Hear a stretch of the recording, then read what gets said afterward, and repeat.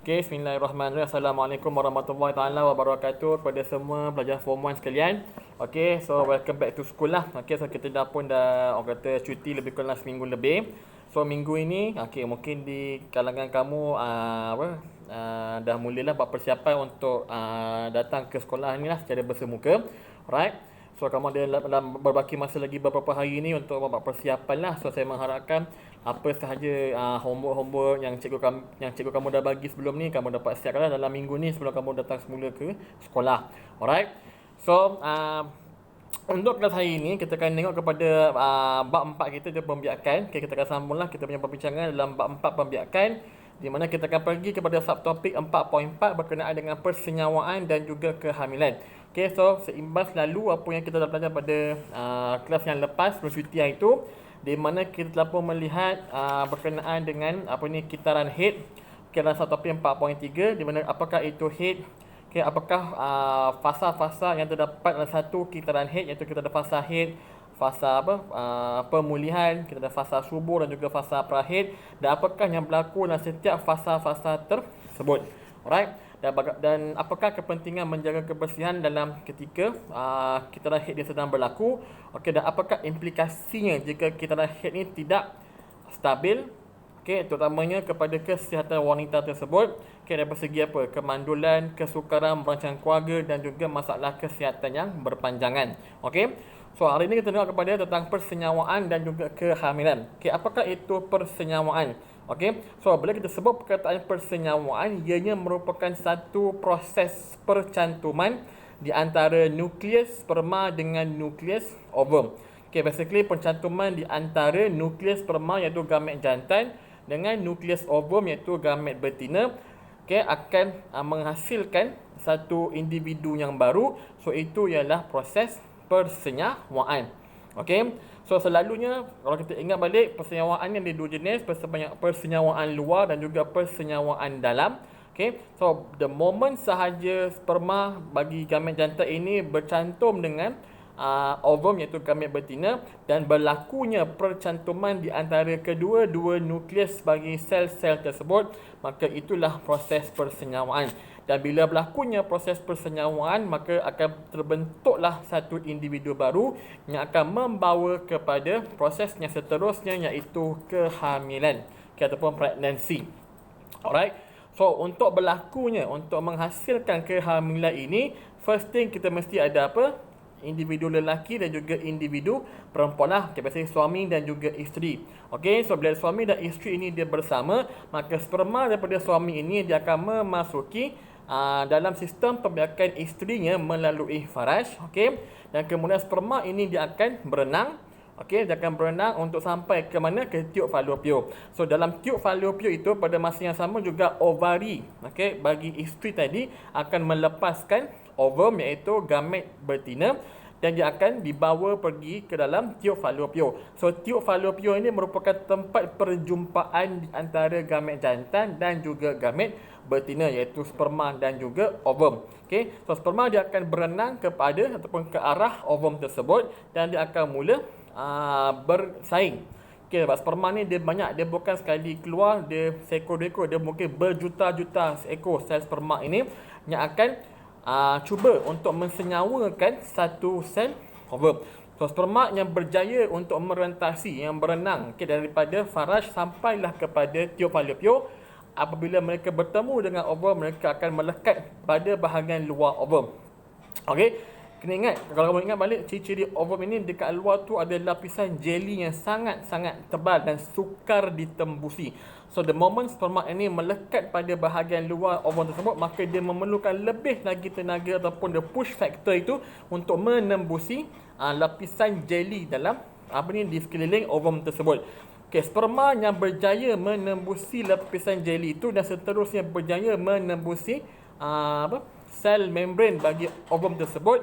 So itulah sperma yang mungkin akhirnya boleh mensenyawakan ovum tersebut. So the moment ada satu sperma dah berjaya menembusi lapisan jelly tersebut dan juga sel membran bagi ovum, maka apa yang berlaku dalam ovum ini, dia akan bertindak balas, di mana dia akan mengubah struktur jelly tersebut, dia akan menjadi lebih keras dan menyebabkan sel-sel sperma yang lain yang berada di luar itu tidak mampu ataupun tidak berjaya untuk menembusi lagi.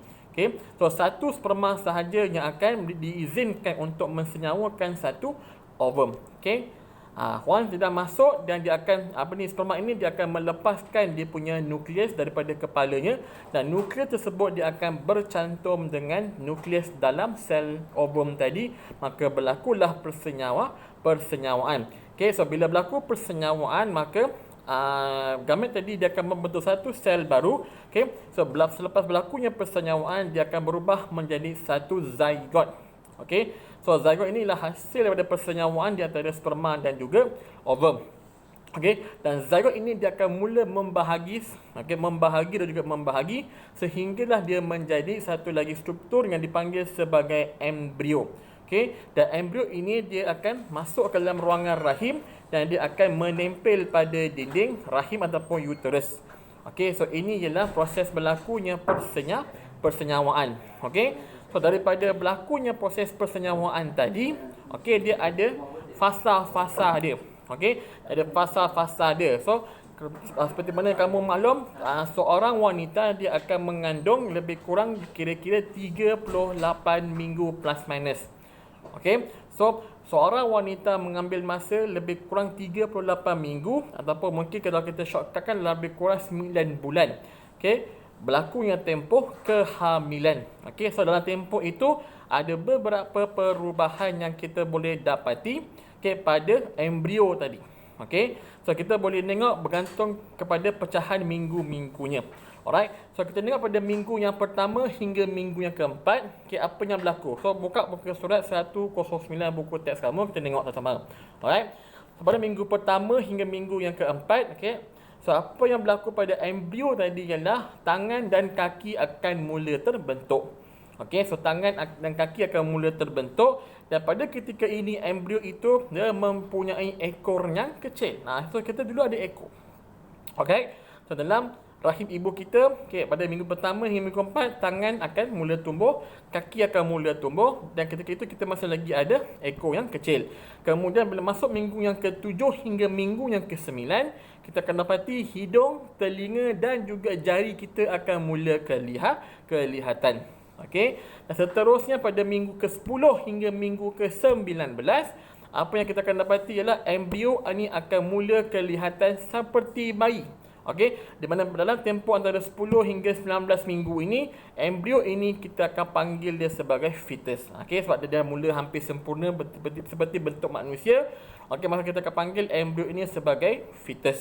Okey, dan daripada minggu ke-20 hingga minggu ke-37, okey, so fetus ini makin lama dia akan mula menyerupai seorang bayi.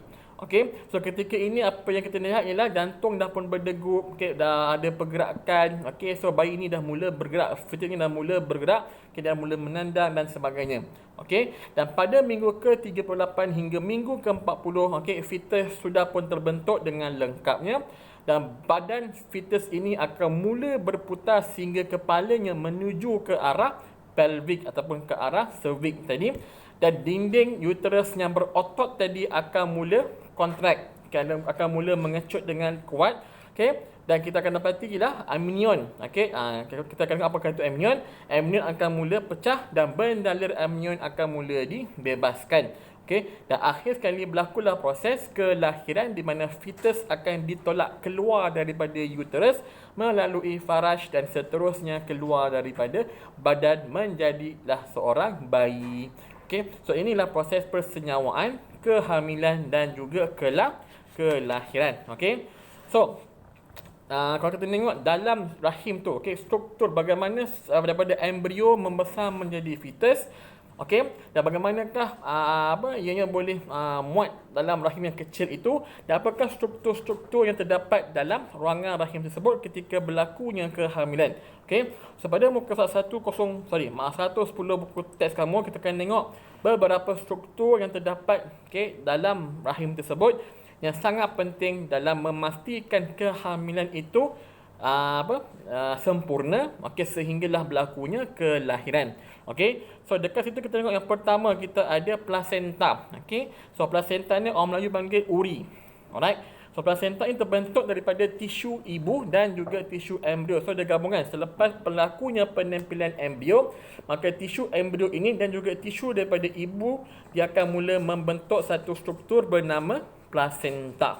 Okey, dan di sinilah berlakunya tempat pertukaran nutrien, tempat pertukaran gas oksigen dan juga karbon dioksida serta bahan kumur di antara darah ibu dan juga darah fetus.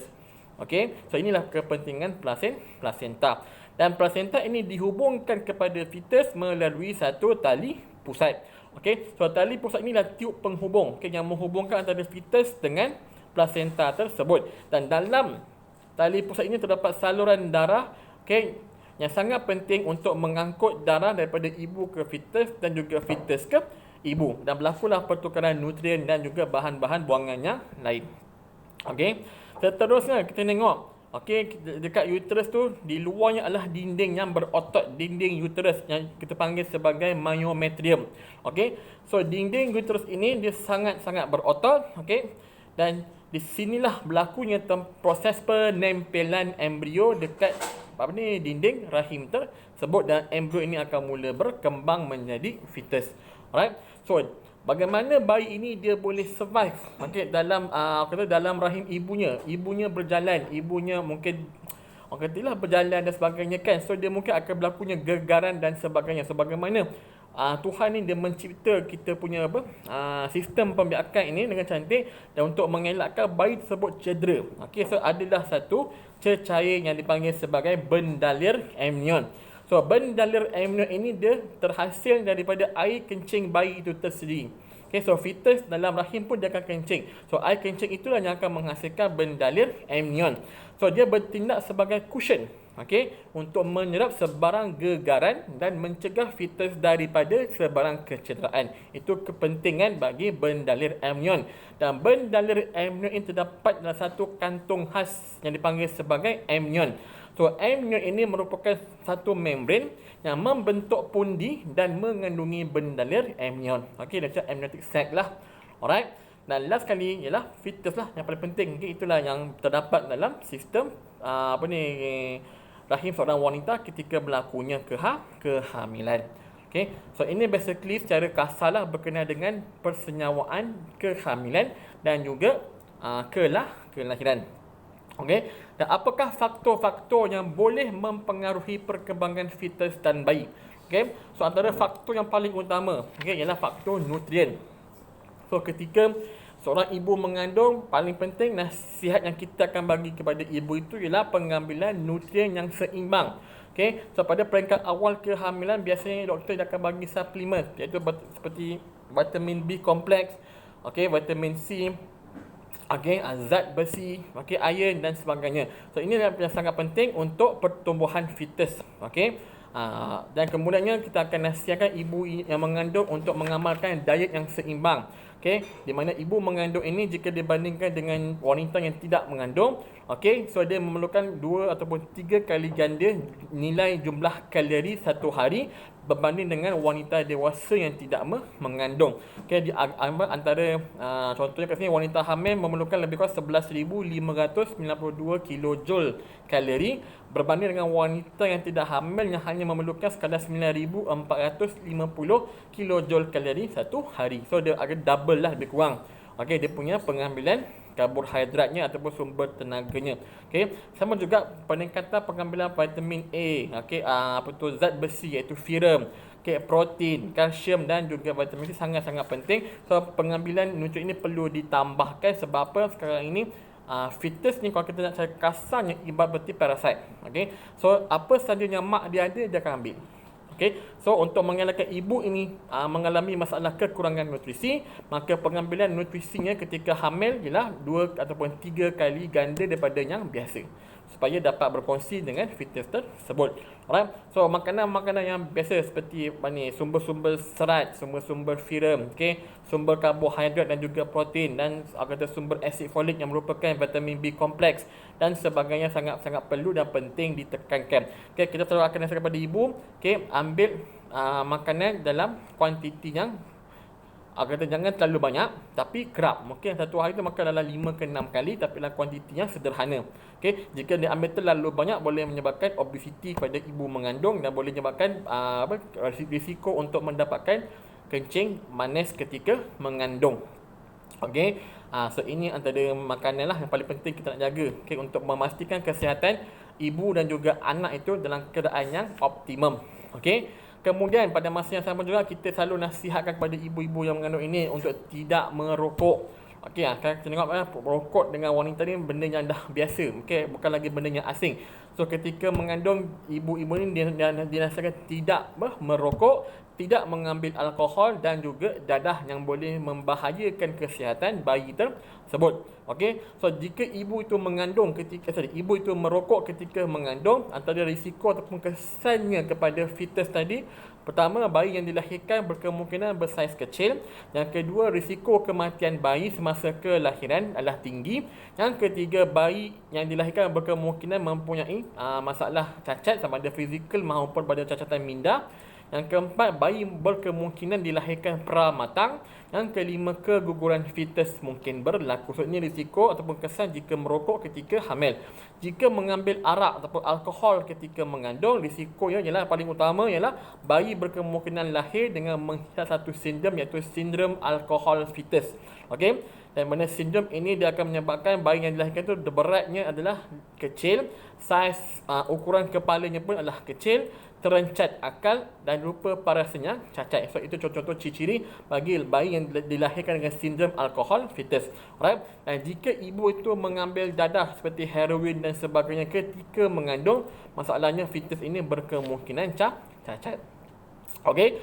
So ini benda-benda yang perlu dielakkan iaitu arak, rokok dan juga dadah. Okey. Manakala ibu-ibu ni perlu mengambil pemakanan yang seimbang dan juga pemakanan yang orang kata double lah dia punya requirement daripada yang sebelum ini supaya untuk kesihatan bayi. Alright. Dan kepentingan susu ibu. Okey, so selepas fetus ini dilahirkan menjadi bayi, sangat-sangat penting untuk seorang ibu itu menyusukan anaknya paling kurang pun 2 bulan pula. Okey, 6 bulan. Okey.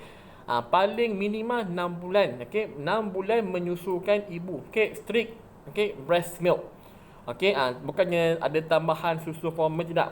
Okey, 6 bulan pertama kehidupan seorang bayi adalah sebaik-baiknya bergantung sepenuhnya kepada susu ibu sahaja. Okey, selepas 6 bulan barulah kita boleh adaptasikan bayi tersebut dengan makanan-makanan orang-orang dewasa. Okey, macam makanan kita seperti bubur, kanji dan sebagainya. Okey, ini kita pakai weaning. Okey, so dalam tempoh 6 bulan pertama itu ibu ini sangat-sangat digalakkan, okey, ataupun ditekankan untuk menyusukan anaknya tanpa mencampurkan dengan bahan makanan luar yang lain. Sebab apa? Sebab susu ibu ni sangat lengkap ketika 6 bulan pertama. Okey, penuh dengan nutrisi, okey, khasiat yang diperlukan oleh bayi terutamanya lemak. Right. Kemudian dalam susu ibu tu adanya antibody. Okay. Antibody yang telah pun dihasilkan oleh sistem imun ibunya, dan bila di mana anak ini menyusu, dia akan mendapat sistem ataupun antibody daripada ibunya secara pasif. So terlindung daripada ancaman penyakit-penyakit di luar sana. Okay. So susu ibu ini sangat-sangat bagus sebab pada masa yang sama juga dalam 6 bulan mereka disusukan boleh menjana hubungan yang lebih erat antara ibu dan juga anak. Okey, dan yang paling penting ialah penghadaman. Okey, penghadaman bayi ini dia lebih baik dengan susu ibunya berbanding dengan susu formula. Okay, so 6 bulan pertama, the first 6 months ni of the baby's life itu kita wajibkan mengambil susu ibu. Selepas itu barulah kita weankan dia dengan makanan-makanan lain. Okey. So minima 6 bulan, tapi ada orang berjaya susukan anak dia sampai 2 tahun, itu lagi bagus. Okey. So minima 6 bulan. Alright. So ini sahaja untuk hari ini kita punya kelas berkenaan dengan persenyawaan, kehamilan, kelahiran dan juga bagaimana kita nak memastikan kesihatan ibu dan anak berada pada tahap yang optimum. InsyaAllah pada kelas yang akan datang kita kenal kepada 4.6 kemandulan dan juga pencegahan kehamilan. Okey, sekian, terima kasih. Assalamualaikum warahmatullahi taala wabarakatuh.